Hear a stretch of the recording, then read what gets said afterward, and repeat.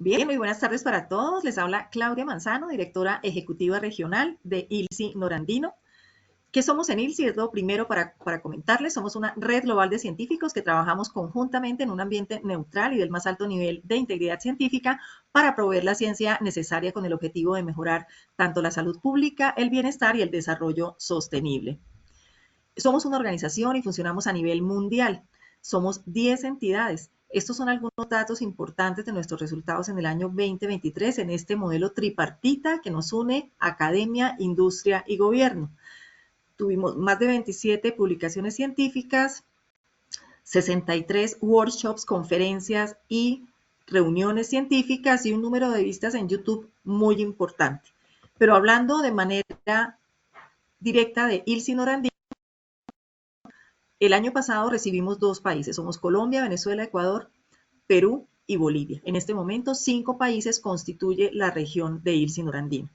Y hemos realizado diferentes proyectos a través de 8 grupos de trabajo que tienen o están coordinados por académicos y que resaltan proyectos de educación continuada muy importantes como diplomados, consensos, cursos, entre otros.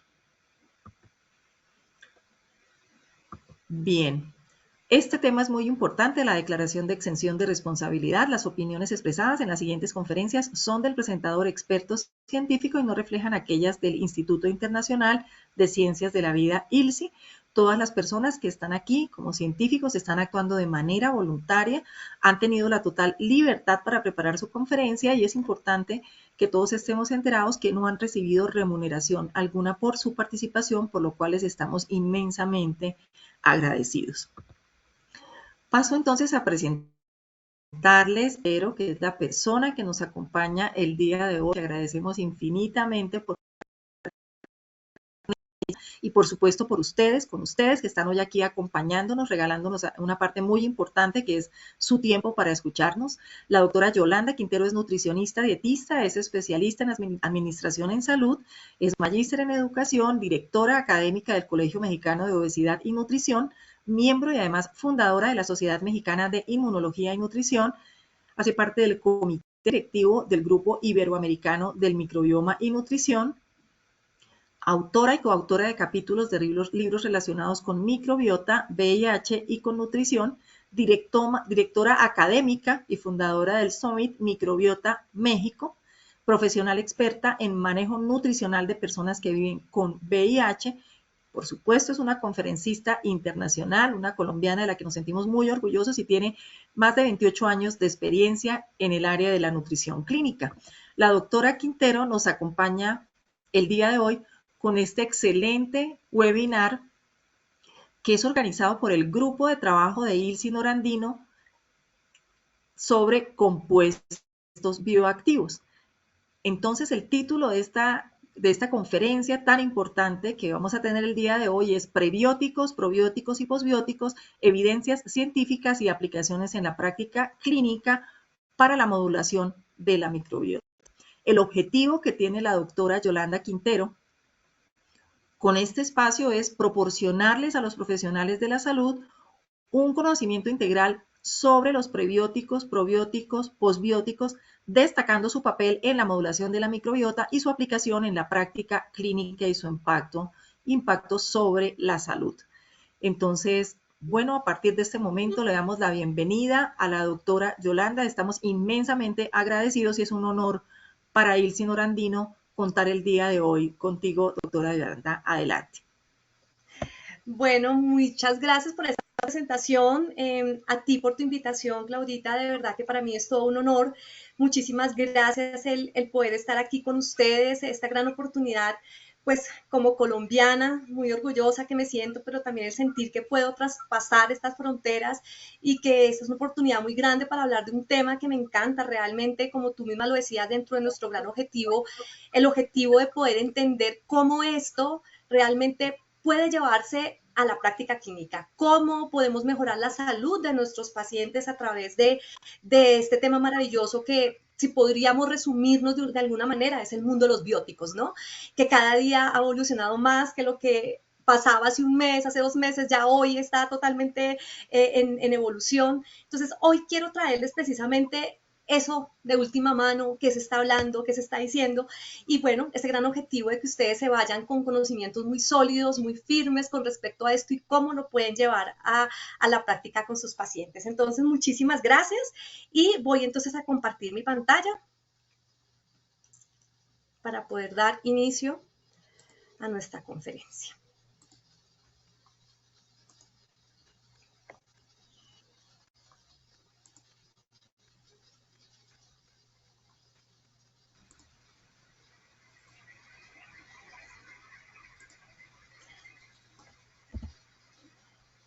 ¿Ya se está viendo la pantalla?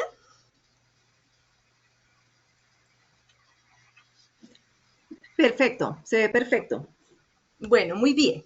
Entonces, para comenzar, creo que esta es una primera gran pregunta que tenemos que hacernos todos, y es precisamente si estamos hablando de microbiota o estamos hablando de microbioma. Fíjense que estos son dos términos que a menudo, digamos, se confunden, pero básicamente es importante entender que no son sinónimos.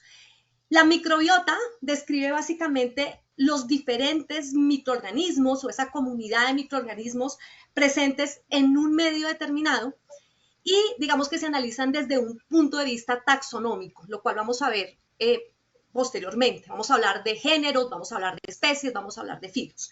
Cuando hablamos de microbioma, el microbioma básicamente lo que hace es definir el genoma de esos microorganismos. Y cuando hablamos de genoma, cuando hablamos de microbioma, no solamente hablamos del genoma, hablamos de una cantidad de elementos estructurales que pueden ser inclusive internos o externos. Hablamos, por ejemplo, del RNA, hablamos de moléculas de señalización, hablamos del entorno. Y esto básicamente se hace con el objetivo de comprender mucho mejor toda esa actividad y todas esas funciones que pueden tener todos estos microorganismos en nuestro cuerpo. Recordemos esto muy importante.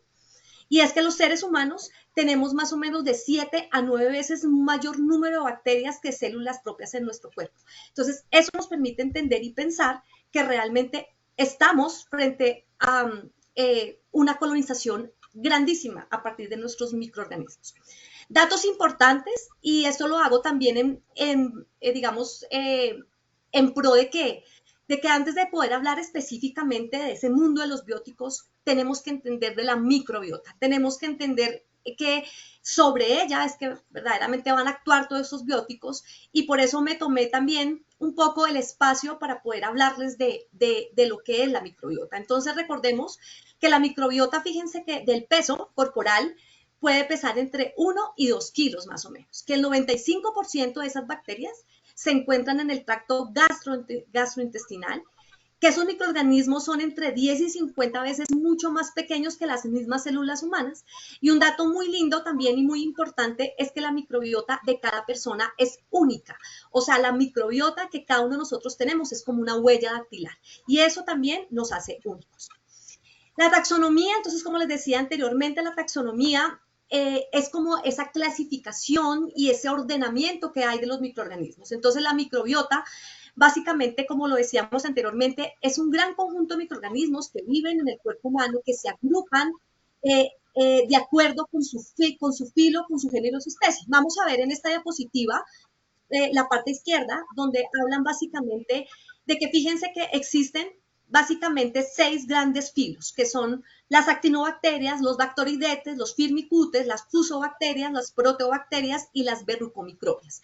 Y a partir de ellas se empiezan a generar las clases, los órdenes, las familias y los géneros.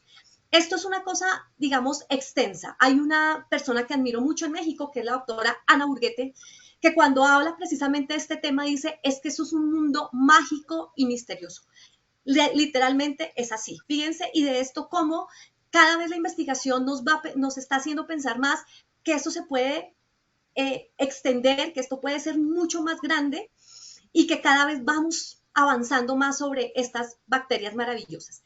Y fíjense cómo también en el adulto el 90% de esas bacterias intestinales pertenecen básicamente a 2 filos, que son los bacteridetes y los firmicutes. Sí, entre ellos suman aproximadamente, se dan cuenta ustedes en la parte izquierda de la diapositiva, aproximadamente el 90%, lo cual no quiere decir que los otros filos no sean importantes, porque claro que lo son, pero digamos que las que más ocupan son los bacteridetes y los firmicutes. Cuando hablamos de la distribución de la microbiota por regiones, fíjense también que esto es muy importante entenderlo, porque en esta diapositiva podemos observar muy bien esa distribución aproximada en porcentajes de esas diferentes regiones del cuerpo de la microbiota. Entonces, el 90% está ubicada básicamente en los intestinos y de él en su orden sigue la mucosa vaginal, la piel, la boca y las fosas nasales. Pero también vemos en la parte derecha de esta diapositiva cómo también, las regiones no tienen esa misma composición. A cada región que ustedes se dan cuenta ahí, el tracto respiratorio, la microbiota oral, la microbiota de la piel, la microbiota gastrointestinal y la microbiota del tracto geniturinario vaginal, cada una tiene una composición diferente, ¿sí?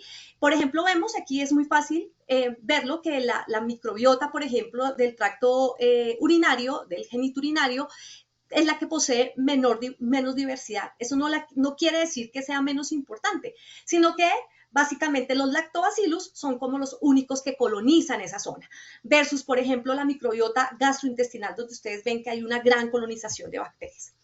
Entonces aquí empieza a jugar un papel muy importante, y esto es cuando queremos entender de microbiota y ustedes empiezan a leer artículos, empiezan a leer esas referencias bibliográficas, siempre van a hablar de estos tres términos, porque básicamente es la manera como nos permite entender cómo está esa salud de la microbiota, ¿sí? Entonces es la abundancia, es la riqueza y la diversidad, ¿sí? Cuando hablamos de abundancia en la microbiota, hablamos básicamente de cuántos microorganismos tenemos. Cuando hablamos de riqueza de la microbiota, hablamos de cuántas especies diferentes de microorganismos tenemos. Y cuando hablamos de diversidad, hablamos de cuántas especies diferentes de microorganismos, pero también cómo están distribuidos. Entonces, básicamente, cuando uno, por ejemplo, les voy a poner el ejemplo más clásico que hay, y es cuando hablamos de los diferentes tipos de dietas que impactan la microbiota intestinal. Nos situamos y nos referenciamos específicamente a la diversidad. Y como, por ejemplo, la dieta occidental, ¿sí? Que es la dieta, digamos, muy desafortunadamente, de este mundo obesogénico en el cual estamos inmersos, daña y perturba realmente la diversidad de esa microbiota, porque no solamente disminuye la cantidad de especies, sino que esa distribución la hace absolutamente anormal. Entonces, estos términos es muy importante que ustedes se familiaricen, y cómo es importante empezar a trabajar. Cuando vamos a hablar del mundo de los bióticos, ese mundo de los bióticos nos va a permitir también que esa microbiota tenga mucho más diversidad. Las funciones de la microbiota, cuando hablamos de microbiota, lo primero que yo quiero que ustedes piensen es que básicamente estamos hablando de un órgano más, y así se considera hoy día, un órgano más. ¿A qué ayuda? Entonces, fíjense que aquí hay un 1, 2, 3, 4. Una primera gran función es ayudar a las células intestinales básicamente a absorber esos nutrientes. Cuando hablamos de nutrientes, hablamos claramente de carbohidratos, hablamos de vitaminas, de minerales, pero también permite que haya una fermentación de una pequeña parte de sus alimentos. Entonces, todos esos procesos de fermentación que hacen producen gas y producen una cantidad de metabolitos, como son los ácidos grasos de cadena corta, que básicamente constituyen ese combustible para las células colónicas. Una segunda gran función es que claramente ayuda al buen funcionamiento del tubo digestivo. Entonces, claro, cuando se da esa producción de ese moco gastrointestinal, que ya lo vamos a ver más adelante, cuando hay irrigación de esas células intestinales, cuando hay una actividad enzimática de esa mucosa, pues claramente es porque la microbiota está funcionando bien. Entonces, eso es una segunda gran función. Una tercera gran función es que sirve como barrera contra los agentes patógenos y las toxinas. Entonces, aquí pensamos cómo esa microbiota también actúa básicamente contra patógenos, contra toxinas. Ciertas bacterias se dice que, por ejemplo, liberan algunas moléculas antimicrobianas, como son bacterias patógenas, contra bacterias patógenas, mientras que otras bacterias, por ejemplo, estimulan la producción de moco, protegiendo, y lo que hace el moco es proteger las células intestinales y evitando todos esos efectos nocivos que puede tener. Y como cuarta función, y muy importante, en el desarrollo del sistema inmunitario humano, ¿sí? Las bacterias de esa microbiota intestinal participan claramente en esa maduración, en esa activación de esas células del sistema inmune, y eso básicamente lo que hace es proteger contra una cantidad de ataques de patógenos, como son bacterias y como son virus. Recordemos, y aquí hay un dato también muy importante que ustedes no deben olvidar, el intestino es el principal reservorio de las células inmunes de todo el cuerpo, ¿sí? Se dice que más o menos el 70% de esas células inmunes están en el intestino. Y a su vez, el sistema inmunitario también influye en la composición y en la diversidad de la microbiota. Entonces, aquí estamos hablando de una relación que es bidireccional. Eso es muy importante que lo entendamos y que básicamente, digamos, sigamos un poco ese paso a paso de lo que es la composición en la barrera intestinal. Ya posteriormente se van a dar cuenta por qué me gusta hablar de esa barrera intestinal.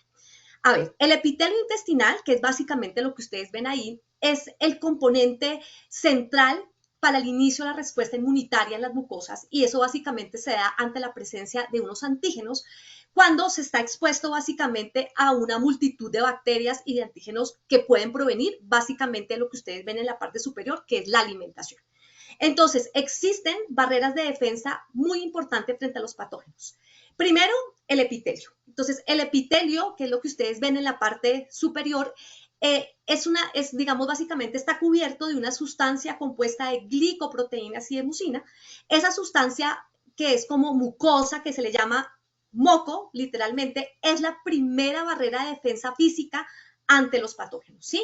Entonces, ¿por qué? Porque resulta que el moco causa una secreción de lo que se llama la inmunoglobulina A, y secreción de péptidos también antimicrobianos, que son transportados básicamente a través de toda la lámina propia de las células epiteliales hacia la monocapa de mucina. Entonces, esa es la primera línea de defensa. No se les olvide, la capa de moco o la mucina. El segundo nivel de defensa es el propio epitelio.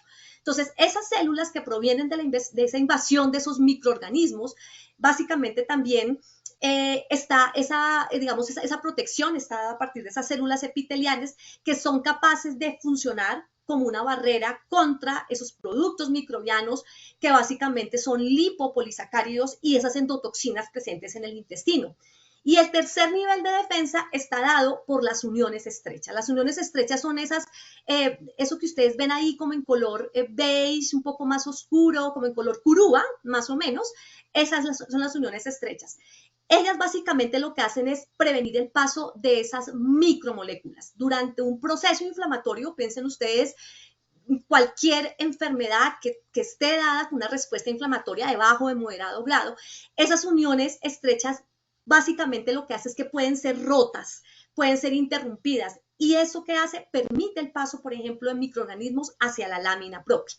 Hay otro tipo adicional, por ejemplo, de células epiteliales que son un poco más especializadas, que son las células M, ¿sí? Esas células M, ustedes las ven ahí, que son como color violeta, básicamente lo que hacen es expresar receptores para antígenos específicos, los cuales lo que hacen es pasar intactos a través de ellas y son reconocidas por los macrófagos de las placas de Peyer, que están en la parte inferior de ese epitelio, que producen activación de esa misma respuesta inmune. Las células de Panet, que las ven ustedes en la parte inferior izquierda, son células epiteliales que se encuentran básicamente en el intestino delgado y en menor medida en el intestino grueso. Tiene una función súper importante y es básicamente secretar sustancias antimicrobianas, antibacterianas hacia la luz del intestino, y esto los convierte básicamente en un elemento muy importante para la defensa y la inmunidad del organismo.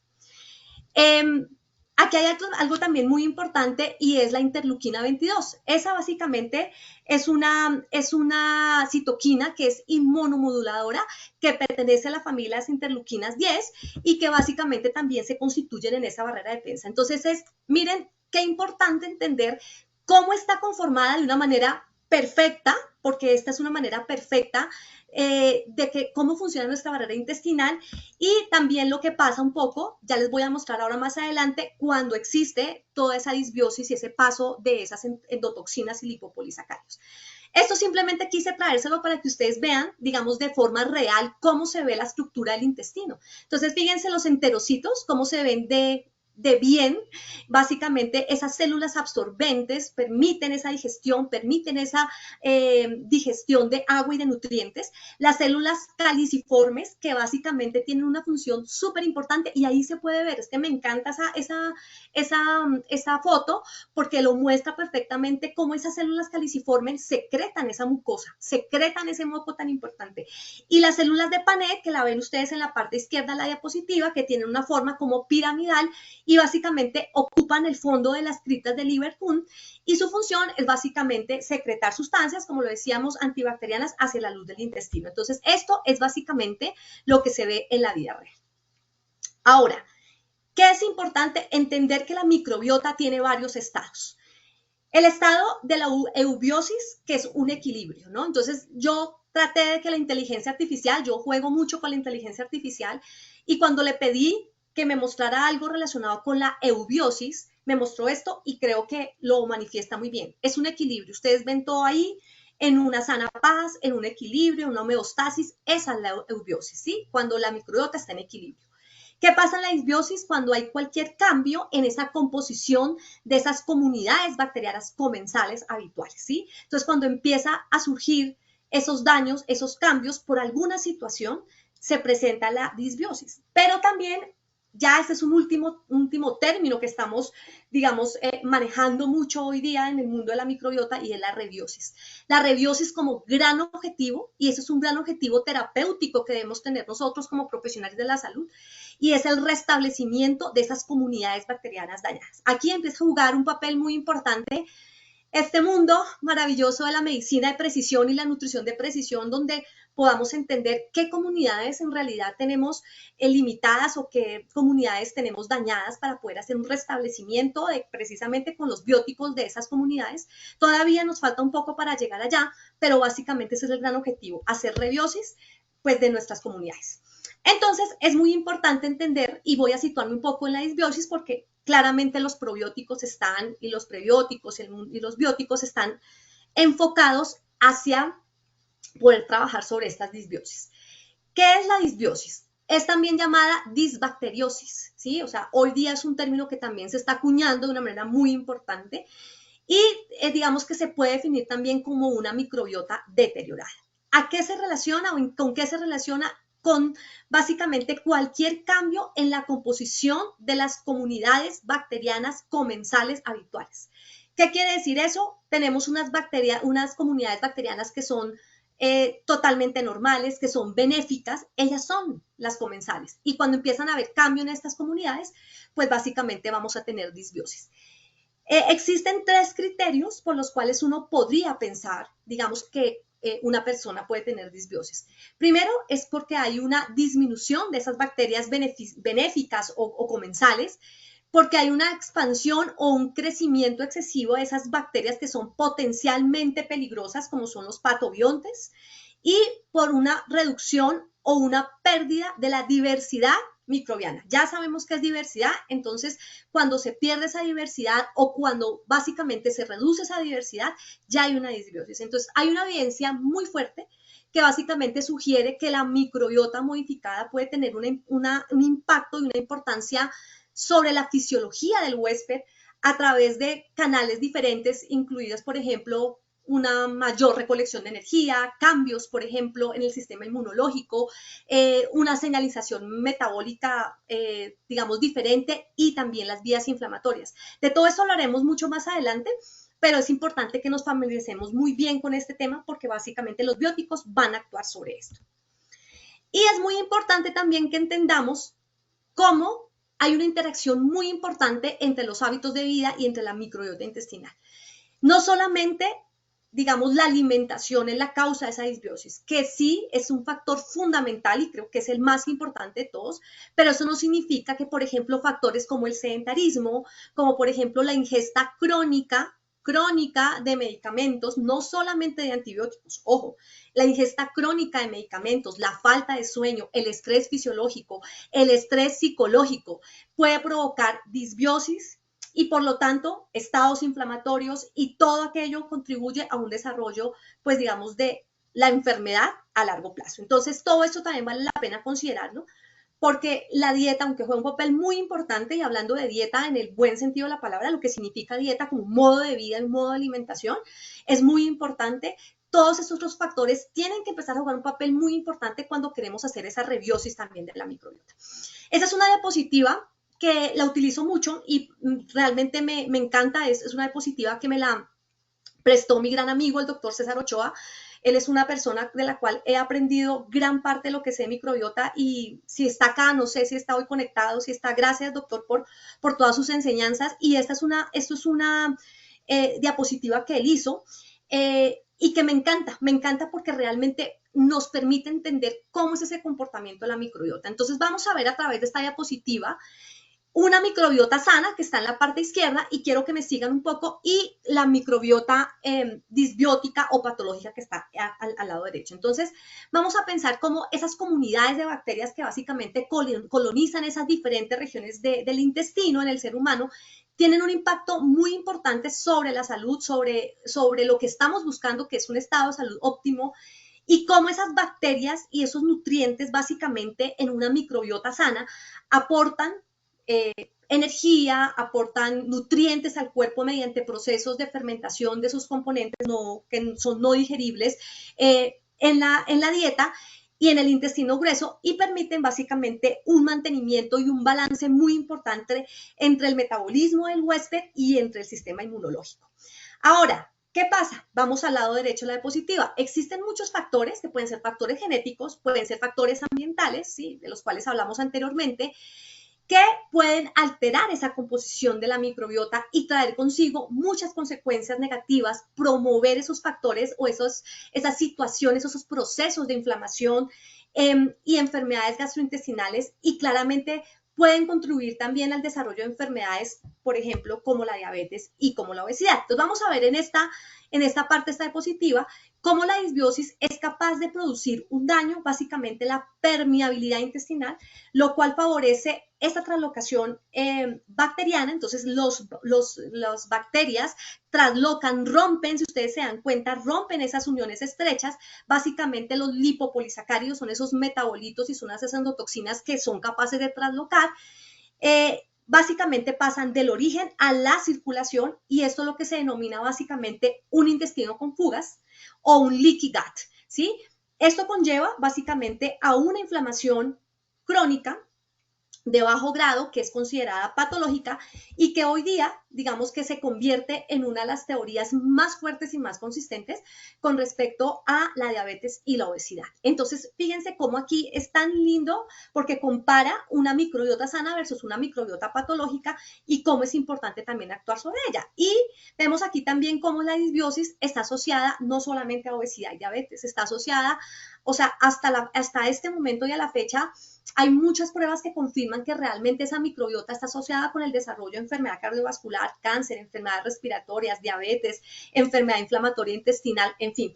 Y esto básicamente se da, digamos, porque ya cada día ha pasado de ser una ciencia emergente a tener estudios de mucho más rigor que cada día se hacen mucho más en humanos y que nos permite entender cómo en el momento en el cual esa microbiota se module, digamos, hay un beneficio muy importante en la resolución y en el beneficio de todas esas enfermedades. Entonces es muy importante.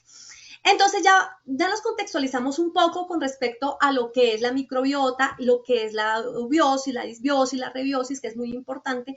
Ahora vamos a pensar, no sé, quiero que en este momento cada uno haga un ejercicio para sí mismo y piense cómo estará mi microbiota, ¿sí? ¿Será que estoy en eubiosis? ¿Será que estoy en disbiosis? ¿Será que necesito una rebiosis? Pensemos cada uno según los factores. Yo creo que me atrevo a decir que casi todos podemos estar en disbiosis. Entonces ahí empezamos a pensar cuál es ese papel central que desempeña esa microbiota en la salud, ¿sí?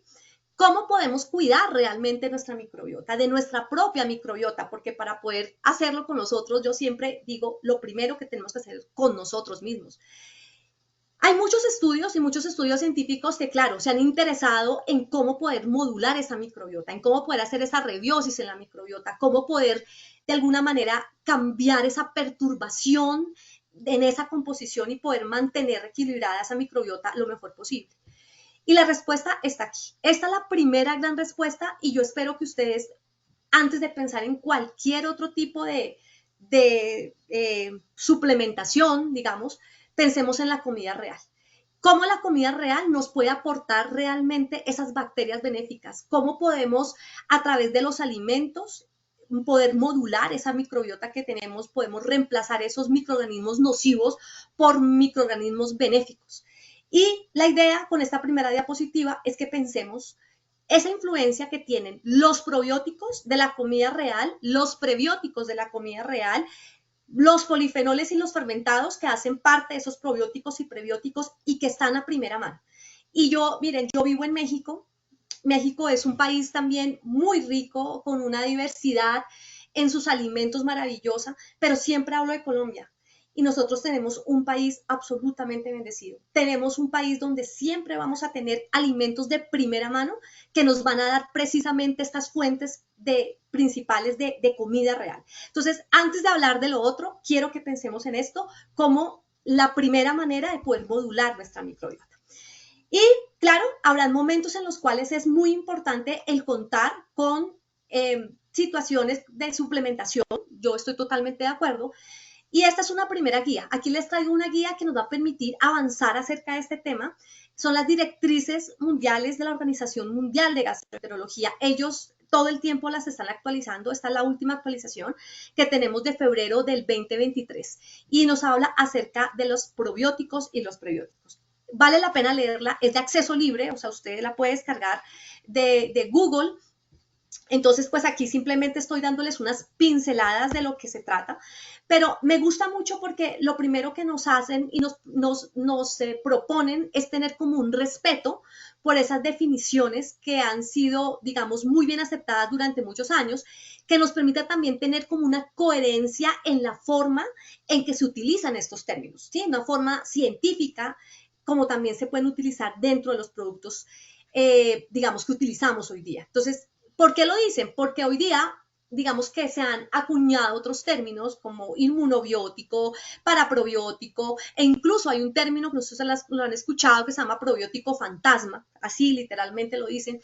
Pero básicamente, ¿qué nos dice esta gran guía de probióticos y prebióticos? Que no se aconseja, que nos quedemos básicamente lo que tenemos hasta este momento, que han sido definiciones claras, que han sido definiciones muy bien estudiadas y a las cuales, digamos, de los cuales no hay confusión. Seguramente con el tiempo vamos a ir avanzando, pero quiero que nos contextualicemos muy bien sobre estas 4 definiciones que finalmente son las que nos van a llevar a que hoy hablemos básicamente de todo esto. Término probiótico básicamente debe reservarse a microorganismos vivos que han demostrado, digamos, en estudios controlados en humanos que aportan un beneficio muy importante para la salud del huésped. Entonces, ese es el término de probióticos de manera general. Prebióticos. Los aspectos claves de un probiótico es que básicamente es un ingrediente fermentado selectivamente que produce cambios en la composición y en la actividad de la microbiota intestinal, confiriendo así beneficios para la salud del hospedero, ¿sí? Digamos que aquí es muy importante entender que los prebióticos no son digeribles, que se producen básicamente por una fermentación y, bueno, y la administración básicamente de los probióticos y de los prebióticos pueden influir muy claramente en todo el entorno intestinal y puede ser, digamos, utilizado de una manera muy positiva por todos esos billones de microorganismos que tenemos dentro. Los simbióticos, digamos que es una mezcla de microorganismos vivos y uno o más sustratos utilizados selectivamente por los microorganismos del huésped que confieren un beneficio para la salud del hospedador. Y los posbióticos, que es, digamos, de los últimos términos que se han acuñado, aunque hace mucho tiempo se está hablando de posbióticos, digamos que es un término que no se había trabajado mucho, no se había contextualizado mucho, no había muchos estudios al respecto, pero esta es la definición con la cual hoy estamos hablando de posbióticos, que son básicamente preparados de microorganismos inanimados o de sus componentes que confieren un beneficio para la salud de los hospederos. Ustedes se dan cuenta transversalmente y de común acuerdo, todas deben proporcionar un beneficio para la salud del hospedero. Y esta que me encanta, esta diapositiva, sí que me permite entrar y que ustedes se contextualicen muy bien en este mundo. Se llama un mapeo de probióticos, prebióticos y posbióticos. Entonces, lo que hace esta figura es que literalmente mapea la interacción que hay entre los probióticos, los prebióticos y los posbióticos dentro de los cambios dentro de los campos industriales. Y fíjense que nos permite también entender esa influencia que puede tener en la salud cada uno de ellos. O sea, esto nos permite entender cómo hay una evolución también muy importante de cada uno de estos términos, que nos permite también entender que ha habido una investigación cada vez más creciente, que nos permite entender y comprender que hay interacciones muy fuertes. Fíjense, todo está interrelacionado con todo, que básicamente lo que nos permite también es entender que hay unos microorganismos que tienen un origen y que tienen unos factores muy fuertes desde el punto de vista microbiano que nos van a permitir tener esos efectos benéficos sobre la salud. Entonces, me encanta esta diapositiva porque es lo que está pasando y seguramente si lo vamos a ver en un año o en 2 años, esto va a ser pues mucho más gigante. Entonces vamos a empezar a hablar de los probióticos. Digamos que, los probióticos. Muchas definiciones de probióticos, digamos que desde el año 2002 ha venido una progresión muy importante de ese cambio en la manera como tenemos que referirnos a ellos. Yo me quedo con esta definición que me gusta, que es de la FAO y la OMS, que básicamente lo que hace es nos permite entender que son esas cepas vivas de microorganismos que son estrictamente seleccionados. ¿Sí? Eso es importantísimo, estrictamente seleccionados, que cuando se administran en cantidades adecuadas confieren un beneficio a la salud del huésped. Y me gusta esa definición, ¿por qué? Porque básicamente enfatiza en 3 cosas que son fundamentales para los probióticos. Primero, la viabilidad de los microorganismos. Segundo, el número o la cantidad de los mismos. Y tercero, los efectos beneficiosos que son demostrados en la salud del hospedero. ¿Sí? Entonces, esta es una definición que seguramente pues va a ir evolucionando y vamos a ir cambiando, pero me parece que engloba lo más importante. ¿Cómo sería esa clasificación de los probióticos? Fíjense que los probióticos se pueden clasificar en los tradicionales y en los probióticos de nueva generación. Los probióticos tradicionales, digamos, están básicamente compuestos por bacterias del ácido láctico, por bifidobacterias, por especies de Saccharomyces, por Escherichia coli y por los bacilos. ¿Sí? Y ellos comúnmente se aíslan de alimentos fermentados, de incluso leche materna en el intestino y generalmente se reconocen a nivel de cepas. Ya vamos a hablar de esto. Pero por otro lado, existe, ustedes se dan cuenta en la diapositiva, en la parte inferior derecha, los probióticos de nueva o de siguiente generación.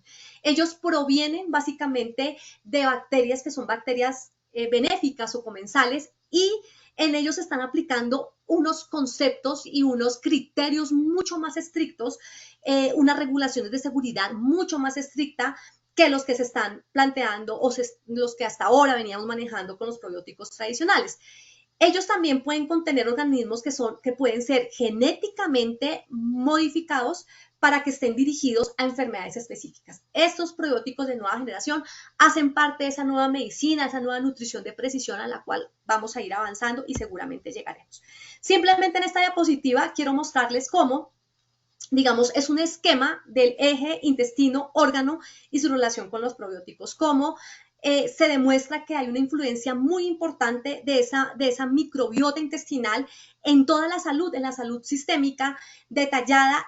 Y fíjense cómo nos permite entender esos efectos beneficiosos de los probióticos en la salud del hígado, en la salud del cerebro, en la salud del corazón, en la salud de los riñones, en la salud de la piel y en la salud articular. Digamos que todo eso también nos ha permitido entender que si nos pudiéramos, o sea, creo que no nos daría esta semana para poder hablar de todo esto, porque realmente cada uno de esos órganos daría para una conferencia diferente.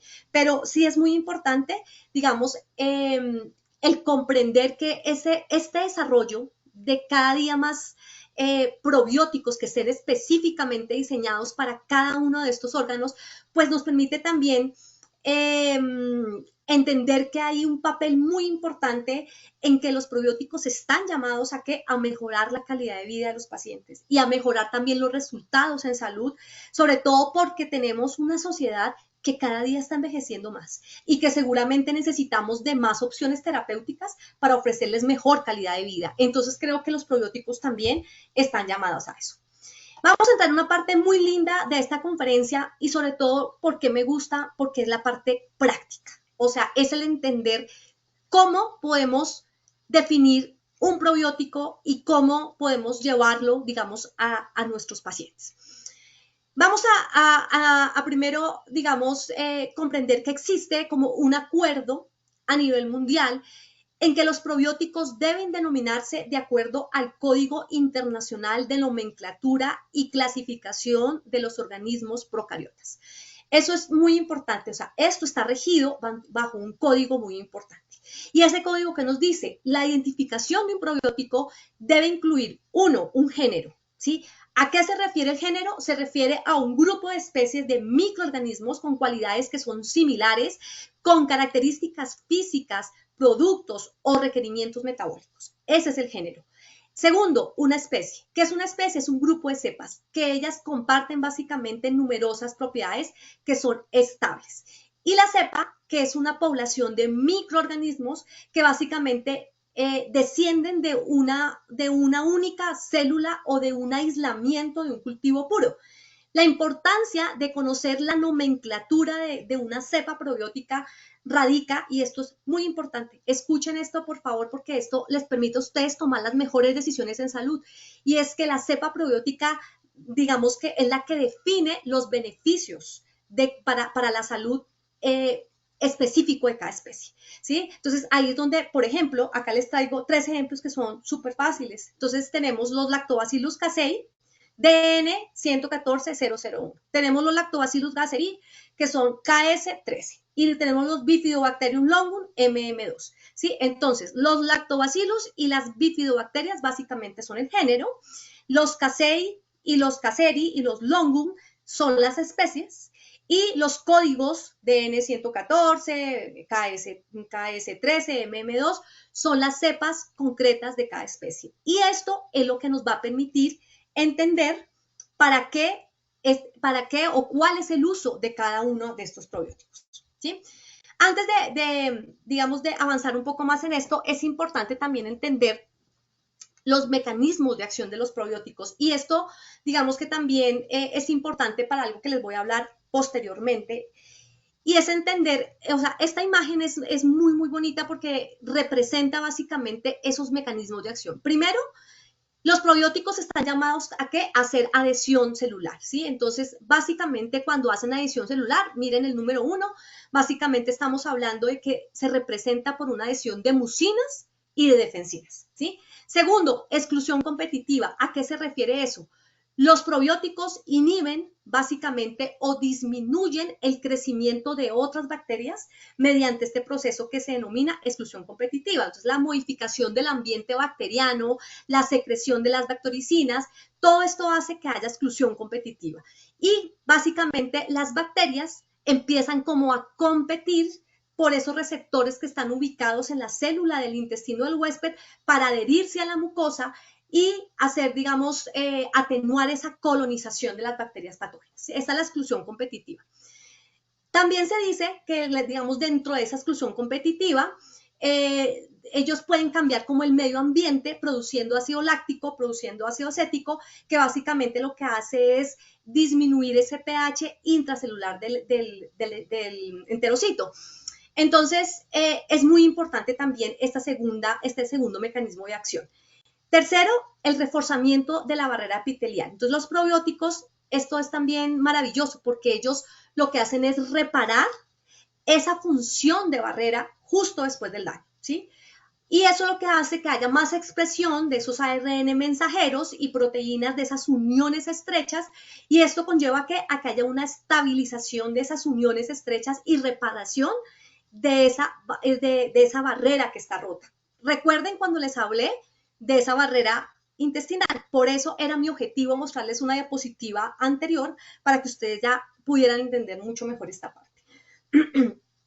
Y cuarto, una modulación del sistema inmunológico, ¿sí? Entonces esa modulación, digamos, inmunitaria está efectuada básicamente por los probióticos que tienen un mecanismo de acción muy intrínseco, como respuesta fisiológica básicamente mediada por una inmunidad innata y una inmunidad adaptativa. Entonces, viendo ya estos mecanismos, pues hay unas funciones muy concretas también de los probióticos, y es que pues las funciones son supremamente variadas. O sea, en el huésped podemos ver cambios, por ejemplo, muy importantes en el microbioma, modulación del sistema inmunológico, producción de compuestos bioactivos.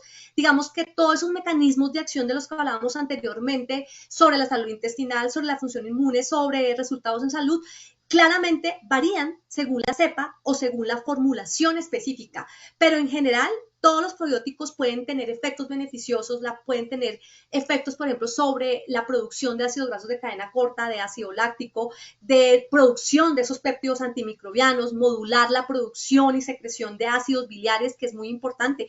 Recuerden que los ácidos biliares no solamente intervienen en la digestión y en la absorción de las grasas, sino que también actúan como moléculas señalizadoras en muchos procesos metabólicos. Y claramente lo que les decía anteriormente, competir con esas bacterias patógenas por los nutrientes y ese espacio en el intestino, y se mejora así la producción de moco y fortalecimiento de ese epitelio y esa barrera intestinal. Entonces, muy importante, pero la parte inferior de la diapositiva es algo fundamental, y es que esos efectos descritos solo se pueden atribuir a la cepa o a las cepas estudiadas y no a la especie o a todo el grupo de bacterias. Y aquí, digamos que lo podemos ver, digamos, un poco más gráficamente. Entonces, en esta vemos, por ejemplo, cómo las bacterias probióticas protegen toda esa barrera de la mucosa intestinal contra todos esos microorganismos patógenos, la producción de mucina, la reducción de la permeabilidad intestinal por básicamente esas bacterias del ácido láctico. Pero ¿saben por qué les traje esta imagen? Básicamente, y no sé si es para ustedes algo que les llame la atención, y es ver cómo los probióticos tienen su mejor alimento ¿en qué? En los prebióticos, ¿sí? Es muy importante, digamos, esa relación sinérgica que hay entre ellos dos, ¿sí? Se ha hablado mucho, ya vamos a hablar ahora un poco acerca de los simbióticos, pero cómo realmente las fibras prebióticas y en general los prebióticos juegan un papel fundamental para que esos probióticos puedan hacer todo esto, ¿sí? Entonces, fíjense que es como una línea de seguimiento en lo cual los probióticos actúan, pero tienen que primero como alimentarse literalmente para poder ingresar y hacer lo suyo. Entonces, por eso les traje esta diapositiva.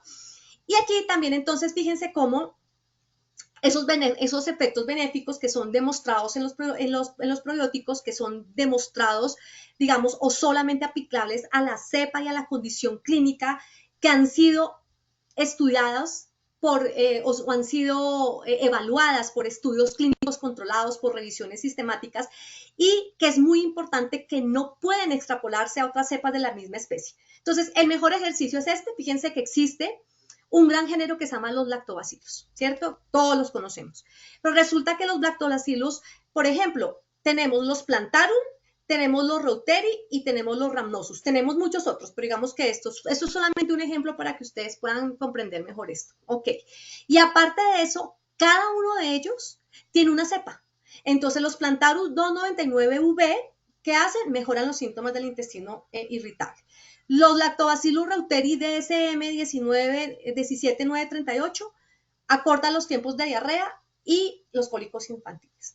Los lactobacillus rhamnosus GG, o sea, diferentes especies, tienen una función muy importante en prevención de la diarrea asociada, por ejemplo, al uso de antibióticos, pero no está diseñada, por ejemplo, para prevención de infección de vías urinarias, en las cuales se utiliza un montón. Entonces, ¿para qué es este ejercicio? Simplemente para entender que a veces desconocemos la especificidad de cada cepa. Y ese desconocimiento, tenemos que decirlo, que a veces parte desde el mismo profesional de la salud, ¿sí? Y claramente, entendiendo que estos son productos de venta libre, pues también por el consumidor, ¿cierto? El mismo consumidor de probióticos que no sabe, porque no ha tenido una explicación clara acerca de esto. ¿Y eso qué puede hacer? Pues que haya un error muy importante en la interpretación, en la extrapolación de la información y de la evidencia científica, porque todo esto ha pasado por una evidencia científica muy, muy importante, y todo se va a romper. ¿Por qué? Por básicamente una falta de información. ¿Y todo esto en qué resulta? En una mala indicación, en una ineficacia claramente en el uso del producto, que seguramente no le va a hacer daño, porque son inocuos, los probióticos son inocuos, pero realmente puede llegar a tener efectos, digamos, en términos económicos. Invierten un montón de dinero para algo que finalmente va a ser ineficaz. Entonces, es muy importante que podamos también nosotros estar muy contextualizados en esto. Y un bonito ejemplo es este, que no todos los probióticos son iguales. Entonces, no sé si alguno de ustedes sepa de caballos o les guste. Esto es una especie de caballo que se llama Elecus caballus, ¿sí? Entonces, es la misma especie, pero resulta que hay diferentes funciones. Entonces, hay un Equus caballo que sirve, por ejemplo, para funciones de tire y de arrastre, ¿cierto? Hay otros que sirven, por ejemplo, para las competencias y otro que sirve para la equitación. Entonces, básicamente, ese es un ejemplo gráfico para que lo entendamos. Y aquí hay unos ejemplos de cepas probióticos, entonces, digamos, muy asociadas con beneficios particularmente gastrointestinales. Uno podría encontrar este mismo ejercicio asociados con beneficios en la reducción de peso, asociados con beneficios en el manejo de la diabetes, ¿sí? Entonces, acá vemos, por ejemplo, la indicación es muy clara.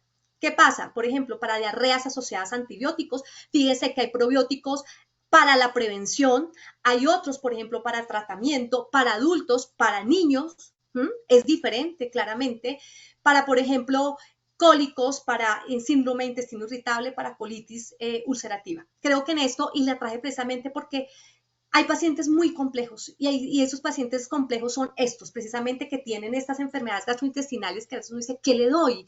¿Con qué le puedo ayudar? Pues bueno, aquí hay un pequeño ejemplo de cómo podríamos ayudar a esos pacientes usando esas cepas específicas de probióticos. Y para esto quiero que miren la referencia que está en la parte inferior derecha, AEProbio website. Yo les voy a pedir a ustedes, ahora que termine esta conferencia, normalmente este es un ejercicio que hago, pero pues efectos del tiempo no lo voy a hacer, pero ustedes lo pueden hacer en su casa. Ingresen a esta página. Eso es un buscador, básicamente, de probióticos, donde usted puede hacer como un cruce de información. Hay unos filtros que usted puede usar y básicamente usted dice, necesito una mujer que tenga una infección de vías urinarias, entonces hace el cruce de esas dos informaciones y le va a arrojar. Es una página científica, además la están actualizando todo el tiempo y puede ser una muy buena guía, porque si ustedes me van a preguntar a mí, Yolanda, ¿qué necesito yo para la diabetes? No sé qué, seguramente pues yo tampoco voy a tener esa respuesta, pero por eso hay buscadores que como en todo, ¿cierto? Tenemos que valernos de buscadores científicos que estén avalados científicamente y este es uno de ellos. Entonces, se los súper recomiendo. De ahí obtuve esta información. Entonces, para que ustedes, por favor, la usen. Eso es una información que quería darles. Otra información muy importante que quiero darles es el uso de esta página. La página de la Asociación Internacional Científica de Probióticos y Prebióticos, que básicamente nos da unas directrices hermosas con respecto a este mundo maravilloso de los bióticos. ¿Y qué dice ISAP? ¿Sí? Para abreviarlo. ISAP establece que si un alimento cuenta con un nivel de 1 por 10 a la 9 unidades formadoras de colonia por porción de bacterias reconocidas como probióticos, se puede considerar como que contiene probióticos. Esto es muy importante, porque decimos, sí, probiótico, pero ¿cuántas unidades formadoras de colonias tiene? Miremoslo, ¿sí? Fíjense, ellos dicen, algunas, por ejemplo, alimentos y suplementos alimenticios que contienen microbios potencialmente benéficos, pero que no cubren con este requisito de las unidades formadoras de colonia, deben considerarse como alimentos que contienen cultivos de bacterias vivas y activas, pero no deben llamarse probióticos. Y eso sucede, por ejemplo, con algunos productos farmacéuticos, con algunos suplementos, con algunas fórmulas infantiles, que básicamente definen que tienen probióticos, pero cuando vamos a mirar esas UFC, pues no cumplen con este requerimiento. Entonces es muy importante, e incluso los mismos yogures. El yogur es diferente a una bebida, por ejemplo, el yogur, ¿sí? Entonces, el yogur es un producto lácteo fermentado que contiene, por ejemplo, la suma del Streptococcus thermophilus y la Lactobacillus del brócoli de la subespecie de los vulgaris, ¿sí? Entonces, uno puede contar, pues digamos que estos son cultivos de bacterias vivas y activas, pero que además tienen unas unidades formadoras de colonias que las da para que sea un producto fermentado considerado como probiótico, pero hay algunos que no lo tienen. Entonces, sí es muy importante que podamos empezar también a hacer una buena lectura de los probióticos. Y para eso les traje esto. Mire, yo aquí puedo quedarme, y Claudia lo sabe, y le dije, me encantaría poder hacer un ejercicio con ellos. Sé que aquí hay muchos nutriólogos súper bienvenidos a esta conferencia y nosotros estamos muy bien digamos, formados en las lecturas de etiquetas de los alimentos. Hoy día, dentro de nuestra consulta y lo que queremos hacer, debemos de formarnos muy bien en lo que debe aparecer en un etiquetado de un probiótico. ¿Sí? A manera general, esto es lo que nosotros no podemos pasar por encima. Género y la especie, con nomenclatura específica consistente en las listas de nombres científicos aprobados de microorganismos. Designación de la cepa específica con un código alfanumérico. Un recuento de microorganismos viables de cada cepa. Condiciones de almacenamiento recomendadas y seguridad de las mismas. Dosis recomendada para la inducción del efecto beneficioso y descripción del mismo, y la información del contacto para vigilancia post-comercialización. Son datos que sí o sí tienen que aparecer en una etiqueta de un probiótico y debe aparecer así. Entonces, simplemente esto yo lo quise llamar así, descifrando la etiqueta de un suplemento probiótico. Entonces, miren ahí, digamos, podría quedarme aquí explicándoles cada una de estas, haciendo como una clase de lectura de etiquetas de probióticos, pero ISAP es la que nos muestra esta infografía, entonces vayan a la página de ISAP, la bajan, la leen, la estudian, pero miren, está todo especificado. Esa es una etiqueta perfecta de lo que debería decir un probiótico. Identificación del género, de la especie, la nomenclatura, la designación de la cepa, el recuento de cada cepa, al final de la vida útil, porque no solamente es al principio, sino al final de que ha hecho todo este proceso, condiciones de almacenamiento, dosis recomendada, una descripción exacta del efecto fisiológico, como digamos a lo que está enfocado ese probiótico. Entonces, por ejemplo, acá dice para soporte digestivo y salud inmunológica. Ok, o sea, no es un probiótico que sirva para la salud del tracto geniturinario. Súper importante eso. Y la información del contacto, ¿sí? Por quién está hecho este probiótico, quién está haciendo la vigilancia y quién está haciendo la comercialización de ese probiótico. Todo esto nos puede dar la seguridad, y esto lo traje, ¿por qué? Porque desafortunadamente hoy día uno va al supermercado, a la esquina a comprar, y uno encuentra ya probióticos para todo. Por favor, seamos muy específicos. Esto es una conferencia que nos permite también ir un pasito más allá y poder entender en realidad qué es lo que está sucediendo con esos probióticos y cómo podemos tomar las mejores decisiones. Ahora, una pregunta que siempre nos hacemos es ¿cuál es la dosis recomendada para un probiótico?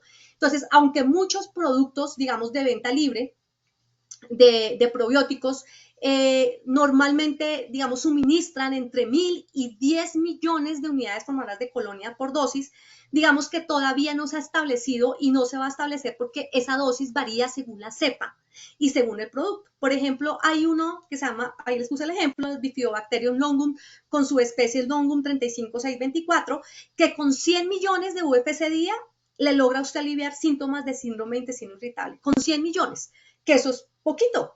Pero hay otros que se ha demostrado que incluso con dosis de 300, 450 millones de UFC no logran esos objetivos terapéuticos. Entonces, eso también, digamos, llegar a establecer esa dosis varía según la cepa, según el producto, y no es posible establecer una dosis general necesaria para probióticos. Simplemente la dosificación tenemos que basarnos siempre en estudios que han sido en humanos y que básicamente demuestren un beneficio para la salud, ¿sí? Características que debe tener un producto que tenga microorganismos probióticos. Primero, seguridad, ¿sí? No deben ser patógenos, no deben ser tóxicos, deben ser libres de efectos adversos, estar vivos, deben ser, digamos, resistentes a todos los procesos tecnológicos por los cuales pasa un probiótico. Entonces deben llegar vivos, deben ser resistentes, permanecer vivos a todas las secreciones gástricas y biliares, capacidad de adherencia, colonización de las cavidades diana, o sea, para lo que esté enfocado, si es para el intestino, si es para la vagina, si es para el tracto respiratorio. Estabilidad, deben permanecer estables durante toda la vida útil del producto. Cantidad, el número adecuado de microorganismos para lograr ese efecto beneficioso, pero recordemos lo que nos dice ISAP, no menos de 1 por 10 a la 9. Nomenclatura específica, ya hablamos de eso. Evidencia científica, debe tener estudios controlados de eficacia en humanos. Eso es muy importante. El almacenamiento, digamos que tengan sustancias de relleno que no afecten la viabilidad de la cepa, que tengan el efecto beneficioso, digamos que lo que se esté mostrando es lo que en realidad se vaya a ofrecer en el producto, y el etiquetado. O sea, un probiótico que solamente nos muestre Lactobacillus reuteri, ¿sí? Que los hay, o sea, los he visto. No, por favor, o sea, de tener una etiqueta con todo lo que les mostré. Y esto, no me voy a especificar esto, pero miren, este es el paso a paso para fabricar un probiótico. Tiene básicamente 6 pasos y en cada paso 3, 4 y 5 hay unos controles de calidades muy, muy estrictos. Entonces, esto es básicamente un poco de la, digamos, como la infografía de lo que les dije anteriormente. Esa es otra página muy linda que si ustedes quieren hablar, estudiar, aprender de probióticos, Biocodemics es maravilloso también, tiene unas infografías para los profesionales de salud y para los pacientes hermosas. Y aquí entonces les muestro, porque seguramente hay algo de inquietud con respecto a las bebidas fermentadas y sí existen, fíjense, esto es una publicación que es muy reciente, la hicieron el año pasado, donde nos mostraron cuáles son los alimentos y bebidas fermentadas con alto potencial probiótico. Entonces, por ejemplo, tenemos el kefir, tenemos el tempeh, tenemos, digamos, los que más conocemos, el misi, la kombucha, ¿sí? Que son realmente, digamos, esas bebidas fermentadas que tienen efectos que ya han sido comprobados desde el punto de vista de la salud. Y no solamente desde el punto de vista digestivo, también tiene otras funciones, por ejemplo, en funciones cognitivas, en funciones del sistema inmunológico, de sistemas, por ejemplo, de prevenir la diabetes, anticarcinogénicas. Entonces, este también es una oportunidad también muy, muy linda para que estudiemos y dentro de los planes de cuidado nutricional también podemos dar buenas recomendaciones con respecto a esto. Y aquí pues no me quiero quedar porque también es un tema bien extenso, pero fíjense las principales diferencias que hay entre los probióticos naturales y comerciales. Entonces, cuando hablamos de las cepas naturales o cuando hablamos de las cepas comerciales, en cuanto a su origen, su propósito, su consistencia, su disponibilidad y su regulación, digamos que hay situaciones muy diferentes. Simplemente el ejemplo, por ejemplo, en regulación, ¿sí? ¿Quién regula un yogur? ¿Quién regula una bebida láctea? ¿Quién regula? Seguramente sí hay algunos, digamos, criterios de regulación desde otros escenarios, pero desde el punto de vista de los probióticos no es tan estricto. En cambio, por ejemplo, con un probiótico sí hay pruebas en las cuales deben hacerse esas pruebas de eficacia y de seguridad antes de aprobar todas estas grandes cepas. Entonces, aquí hay una gran diferencia desde diferentes criterios entre lo que serían las cepas de un alimento, ¿cierto? O de una cepa de un producto. Y de los probióticos en la práctica clínica, siempre me hacen esta pregunta, entonces por eso decidí hacer esta diapositiva, y es en qué momento podría el probiótico representar digamos, un riesgo para la salud. Hay unos criterios mayores en los cuales debemos ser muy pertinentes, aunque realmente, digamos que esos riesgos de bacteremias, de hacer translocaciones bacterianas no se ven de una manera tan frecuente. Por favor, con esos pacientes que tienen inmunodeficiencia severa, por ejemplo, en pacientes con desnutrición grave o cáncer, que estén, por ejemplo, en quimio o en radioterapia en sus estadios tempranos, neonatos prematuros, y bueno, yo personalmente, por ejemplo, en personas que viven con SIDA, contienen los linfocitos TSD4 menores de 200, no los uso. O sea, esperamos primero que haya una recuperación inmunológica para poder asegurarnos pues que tenga como la capacidad para que ese probiótico no haga translocación. Recordemos que estamos hablando de microorganismos vivos y que pueden translocar. Entonces, digamos que vamos a ser como de alguna manera precavidos y prudentes en el uso de esos probióticos en esos criterios mayores. Hay otros criterios menores que ya cada quien, digamos, los maneja según el entorno en el cual esté, sobre todo en entornos hospitalarios, donde hay pacientes con catéteres, donde hay pacientes con yeyunostomías, etcétera, que también, digamos, que vale la pena considerar. Pero en general, les puedo decir que los probióticos son sustancias que son seguras, son inocuas, que no tienen ningún riesgo, pues, para la salud. Ok, vamos a los prebióticos. Entonces, claramente cuando hablo de prebióticos, lo primero que yo siempre hago es pensar en estos alimentos maravillosos que nos da la naturaleza. Ahí están los mejores prebióticos. Fíjense que aquí, por ejemplo, ya sabemos cómo pues la definición.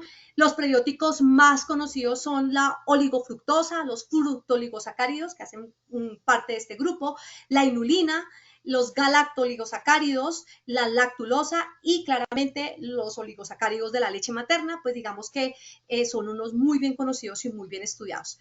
Digamos que básicamente los prebióticos suelen consistir en unos polisacáridos y oligosacáridos que aunque, digamos, se están estudiando otras sustancias como candidatos a prebióticos, estos son los más estudiados.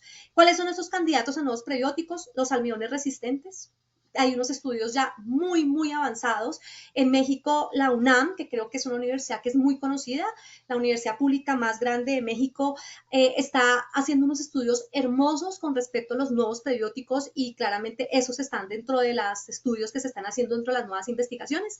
Esperamos poder tener a uno de sus grandes investigadores el próximo año en nuestro Summit de Microbiota. Y miren todos los efectos tan importantes que tienen los prebióticos. Aumentar el número de bifidobacterias en el colon, aumentar la absorción de calcio, aumentar el peso en las heces, acortamiento del tiempo de tránsito intestinal y reducción de los niveles de lípidos en sangre, si lo vemos de una manera muy generalizada, ¿no? Porque realmente los prebióticos, digamos que pueden tener efectos también muy importantes. Fíjense que, por ejemplo, la inulina es uno de los prebióticos más estudiados últimamente. E incluso ya, digamos, desde el punto de vista de suplementación, se suplementa muchísimo, por ejemplo, con inulina de agave. ¿Sí? Ese es un carbohidrato, digamos, de almacenamiento que se dice que está presente en más de 30.000 especies vegetales y digamos que lo que hace es que de la raíz de la chicoria se extrae la inulina y, digamos, se obtiene una sustancia que, pues, digamos, se convierte a través de todo el proceso, se convierte en un prebiótico y puede ser dada de manera, digamos, como un suplemento. Sin embargo, la inulina, por ejemplo, la encontramos en la cebolla, la encontramos en el ajo, la encontramos en la alcachofa, ¿cierto? Se encuentra también en muchos alimentos de origen vegetal. Entonces es también muy importante entenderlo y esta que es una diapositiva que me encanta porque nos permite entender esos mecanismos de acción de los prebióticos. Para entender esta diapositiva, antes de explicárselas, les pido el favor que la miren. Fíjense que hay unas letras que están básicamente de la A a la H, ¿sí? Entonces quiero que primero ubiquen las letras A, B, C, ¿sí? La D, la letra D que está para arriba, como que va al epitelio, la letra D, la letra E que está arriba en la parte superior derecha, la letra F que está en la parte superior izquierda y la letra H que está a nivel de donde dice fermentación en la parte como verdecita, ¿sí? Es muy importante que me sigan para poder entender bien esta diapositiva porque es fundamental que me la entiendan. Entonces, lo primero es que, digamos, todos estos mecanismos básicamente lo que hacen es estimular el crecimiento de esos grupos microbianos benéficos como son las bifidobacterias, los lactobacillus y los bacteroidetes. Ese es el primer gran objetivo de los prebióticos. Entonces, esa es la letra A, estimular ese crecimiento de esos microorganismos. La letra B que nos dice que a través de ese proceso que es la fermentación, llevan a la producción de ¿qué? De los ácidos grasos de cadena corta. ¿Sí? Esos ácidos grasos de cadena corta se convierten en los principales, digamos, fuentes de alimentos de las bacterias. Entonces, vamos con la letra C.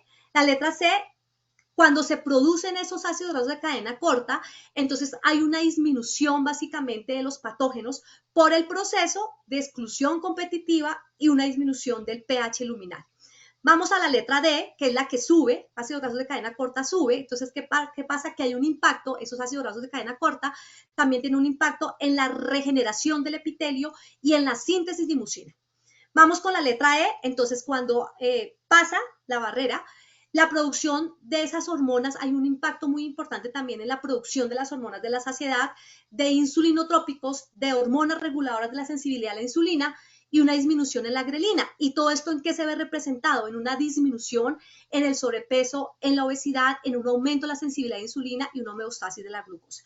Vamos en la letra E. Vamos a la letra F, que está al otro lado, en la parte verdecita. Entonces también, ¿qué sucede? Que hay una disminución de esas citoquinas proinflamatorias, hay una expansión de las células T reguladoras, de los linfocitos, los leucocitos, producción de inmunoglobulina A y de interleuquina interleuquina 10, recuerden todo lo que hablábamos al principio de la barrera intestinal, y esto pues también en qué se va representado en una disminución de la respuesta inflamatoria, ¿cierto? Vamos a la letra G, que está abajo, en la parte superior, inferior derecha, la modificación claramente de todos estos ácidos biliares y una disminución en la absorción de los lípidos va a causar ¿qué? Una disminución de trastorno del metabolismo de los lípidos.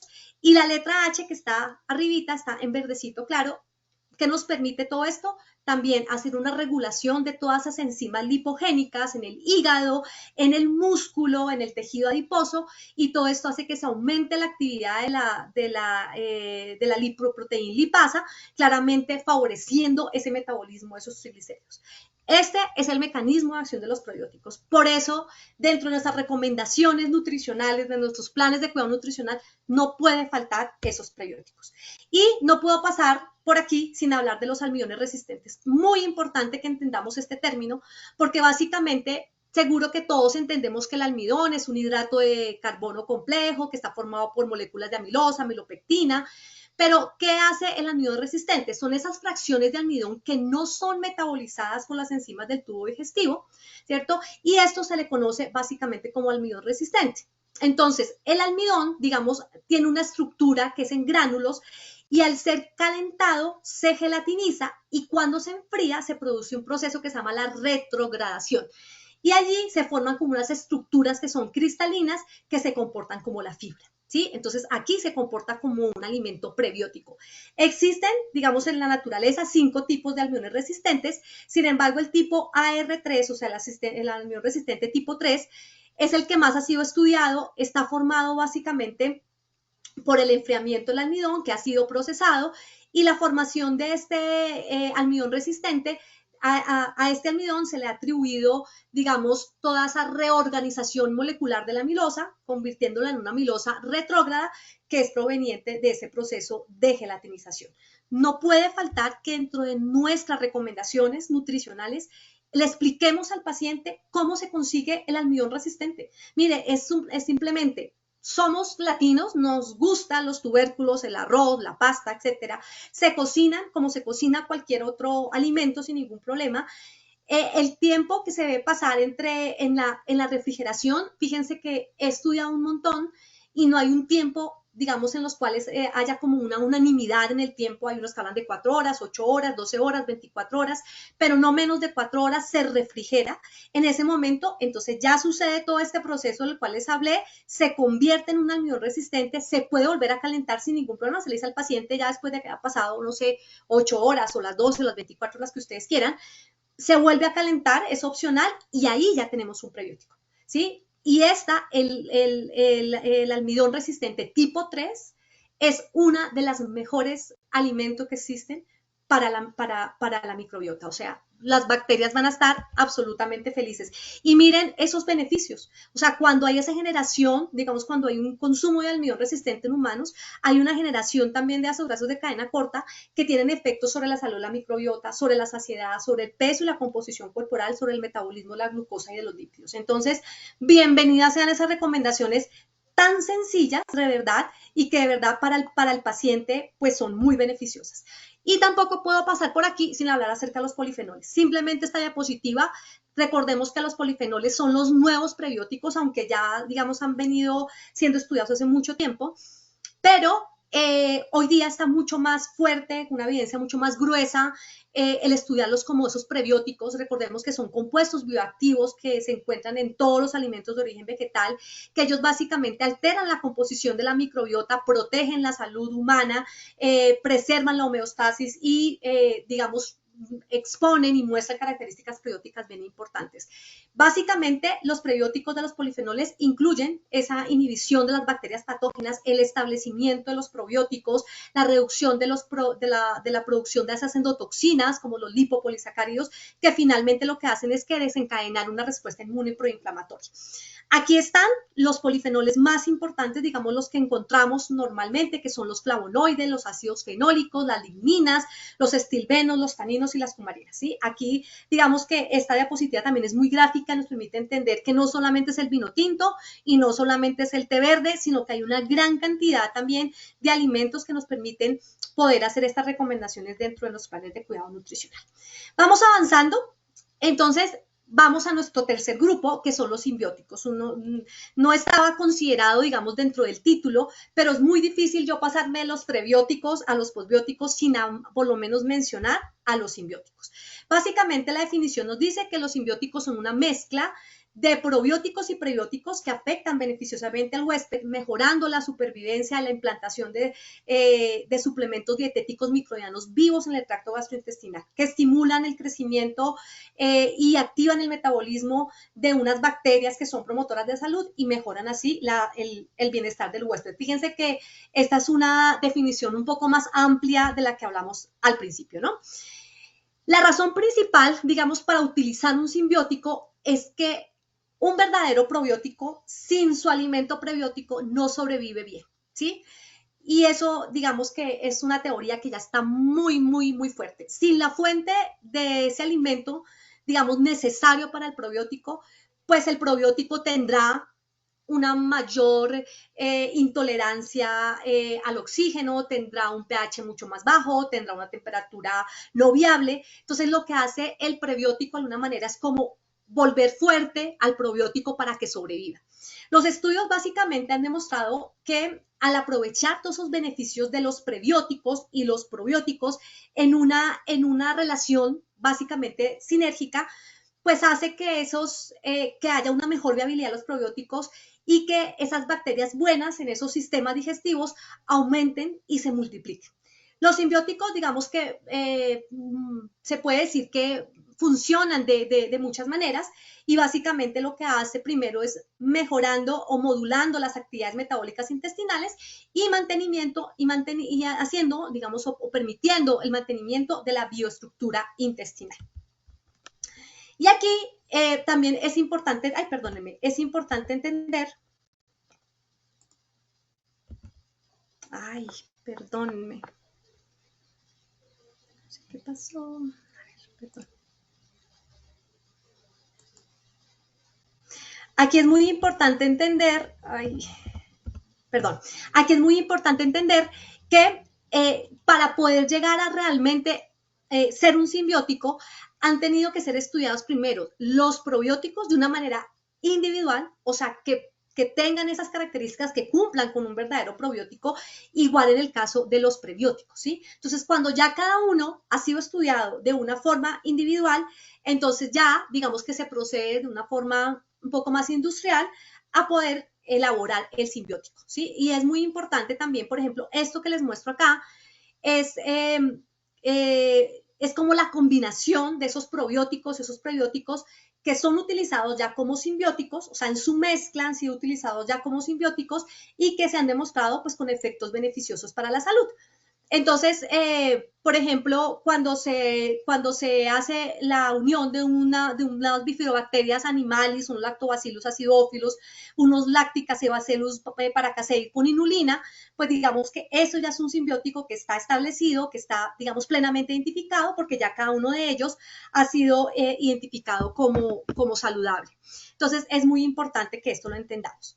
Y los posbióticos. Entonces, ya para terminar, esta es la última parte que me encanta también porque estamos hablando de que, aunque los posbióticos, como les decía anteriormente, es un concepto que se conoce ya, puedo decirles que hace más de una década, todavía sigue siendo como objeto de estudio. En publicaciones muy, muy recientes, por ejemplo, la ISAP, han definido el posbiótico como esa preparación de microorganismos inanimados y sus componentes que confieren un efecto beneficioso para la salud. Según esta definición, digamos, siempre que hayan demostrado efectos beneficiosos para la salud, los posbióticos pueden ser, primero, células microbianas o microorganismos inanimados que están intactos, ¿sí? O pueden ser fragmentos o estructuras de microorganismos inactivados, por ejemplo, paredes celulares, exopolisacáridos, proteínas ancladas a la pared celular, ¿sí? O pueden ser con o sin metabolitos de los productos finales, ¿sí? Entonces, por ejemplo, los llamados metabolitos, los ácidos orgánicos, los péptidos, proteínas secretadas por enzimas, bactericinas.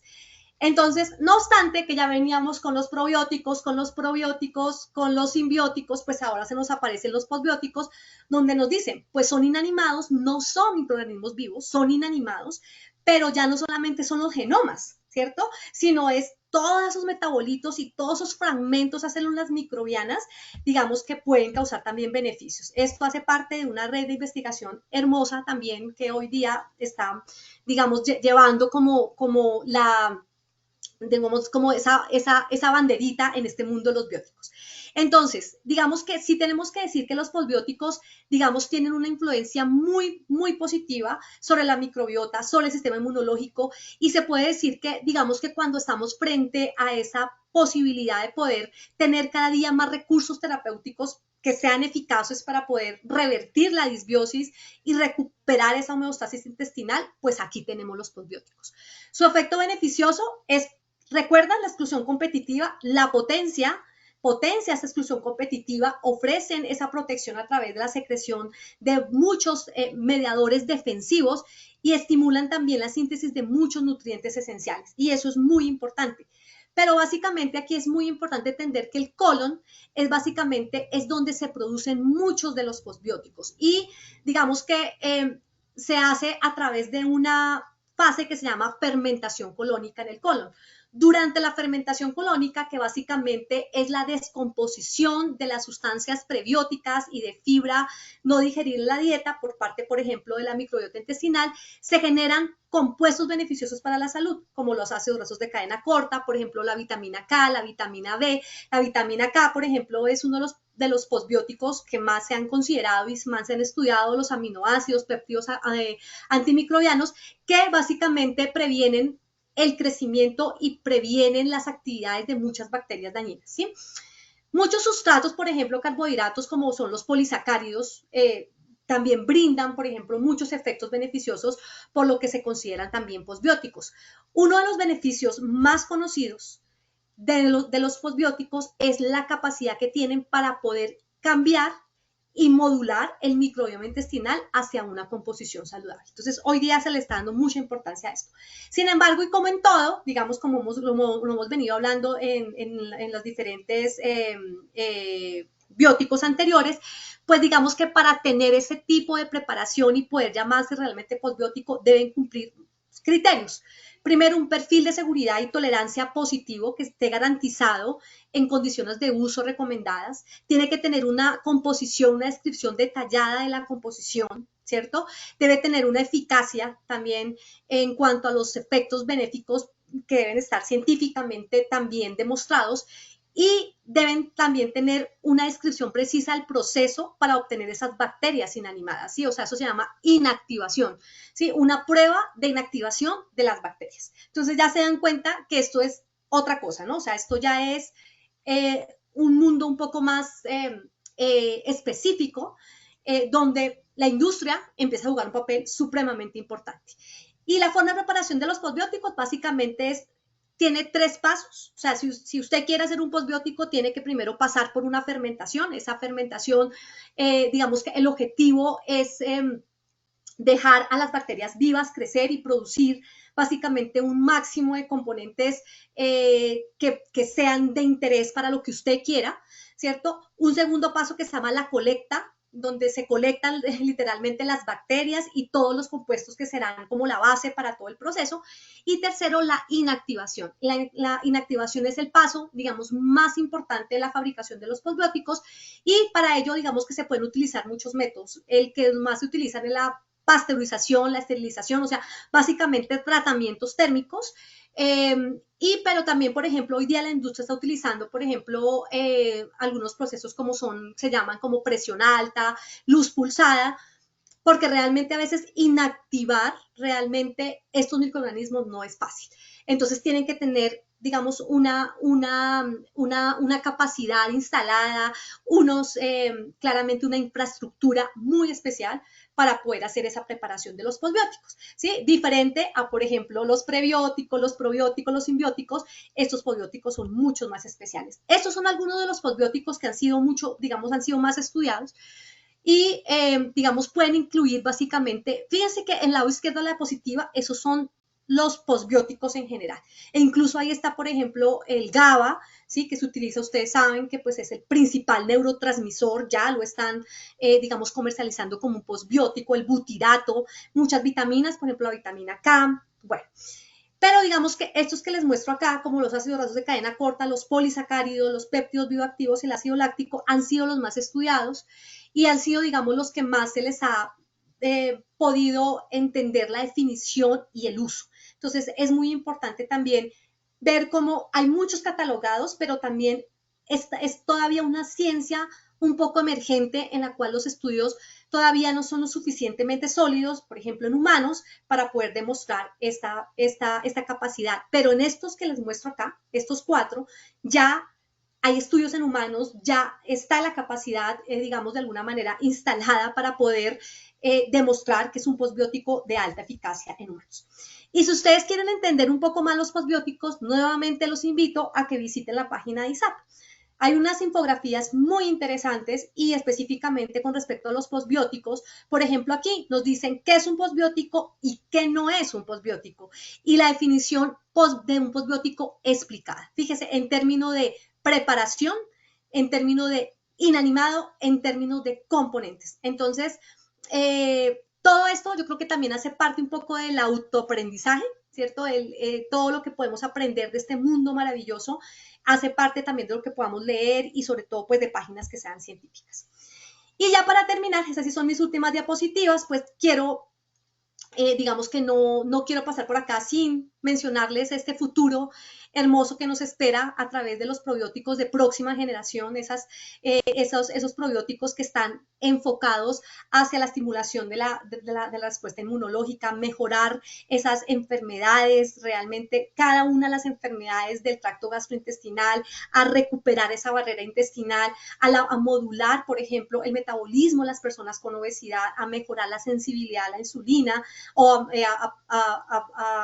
a promover mejor la sensibilidad a la insulina, a inhibir también muchas de las bacterias peligrosas y patógenas que tenemos. Por ejemplo, ya hoy día también hay probióticos que están enfocados en la salud articular.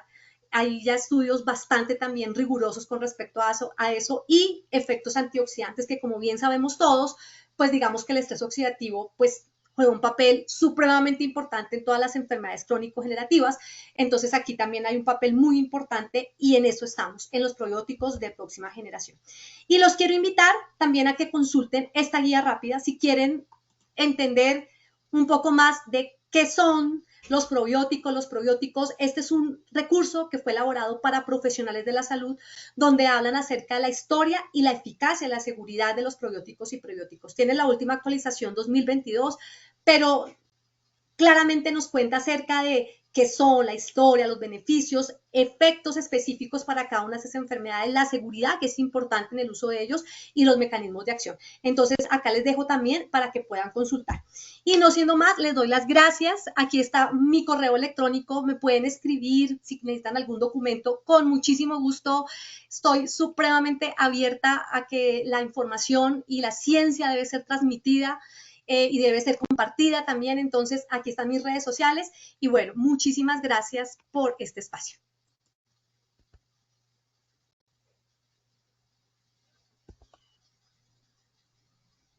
Querida doctora Yolanda, muchísimas gracias por este recorrido tan espectacular que nos has hecho en la temática de prebióticos, probióticos, simbióticos, posbióticos. De verdad que quedan una cantidad de aprendizajes, pero también algunas inquietudes que voy a compartir en este momento. La primera de ellas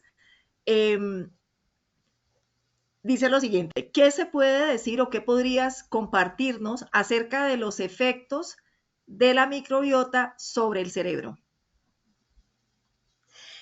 Uy, bueno, gracias por esa pregunta. Mira, si hay un eje, recuerda que la microbiota, cuando hablamos de la microbiota intestinal, imagínate el intestino y ese intestino tiene muchos ejes, ¿sí? El eje intestino-cerebro, el eje intestino-corazón, el eje intestino-riñón, el eje intestino-pulmón. Uno de los ejes que más ha sido estudiado, básicamente, ha sido el eje intestino-cerebro. Los estudios que se han hecho en humanos cada día son mucho más rigurosos. Se ha determinado que, por ejemplo, el uso uno de los nuevos términos que ya viene son, por ejemplo, los simbióticos, lo olvidé. O sea, son probióticos ya definidos para la salud mental. Entonces, ¿a qué está apuntando esto? Está apuntando a que cada día la salud mental, hablando en términos, por ejemplo, de depresión, hablando en términos de ansiedad, cada día más personas usan medicamentos para precisamente estos trastornos de salud mental. Estos probióticos ese eje intestino